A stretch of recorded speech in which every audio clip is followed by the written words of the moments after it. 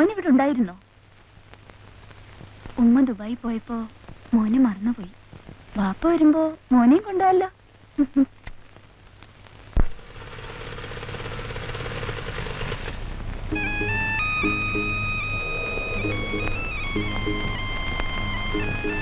മോനെ സലീമേ, കബീറേ, മജീദേ, എന്റെ മോൻ വന്ന്.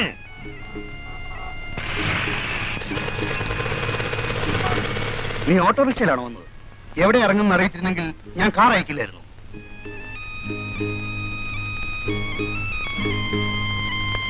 സെലിക്ക, ഇങ്ങനെ ഞാൻ പറഞ്ഞ വീഡിയോ കൊണ്ടുവന്നോ? നിന്റെ പെട്ടിയല്ലേ എവിടെ? നീ എന്താണെന്നും മുണ്ടാത്തത്? എന്താണ് വല്ലാണ്ടിരിക്കുന്നത്?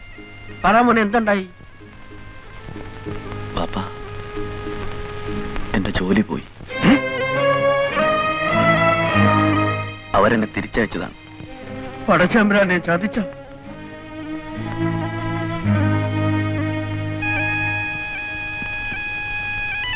മൂന്ന് മാസം മുമ്പ് എന്റെ കോൺട്രാക്ട് കഴിഞ്ഞു.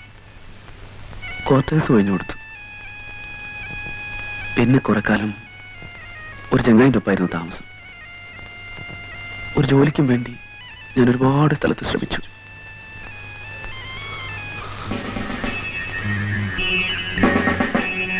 ഇടയ്ക്ക് ഒരു ദിവസം സിനിമ കഴിഞ്ഞ് വരുമ്പോൾ എന്നെ പോലീസ് പിടിച്ചു. 2 മാസം ജയിലിൽ കിടന്നു.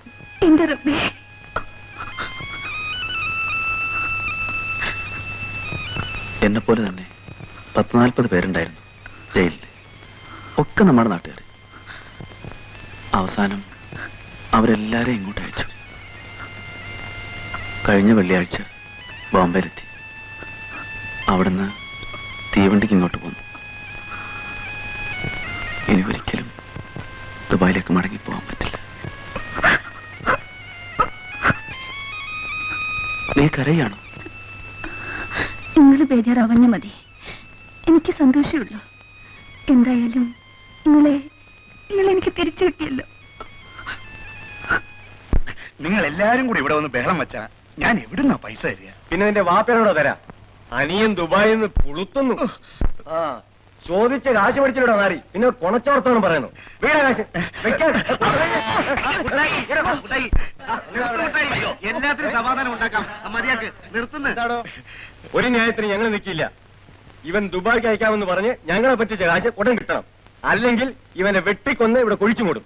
ഓ, എന്നാൽ അത് തന്നെ നടക്കട്ടെ.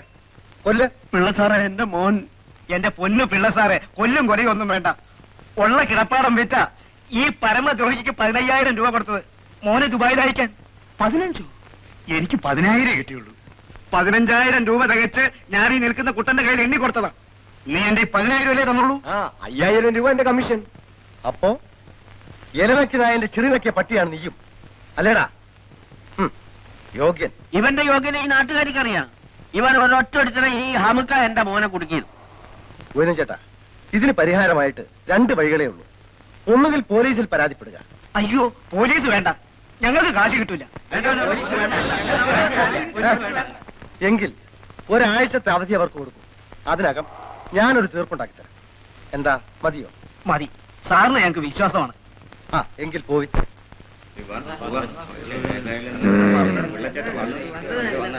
അവനെ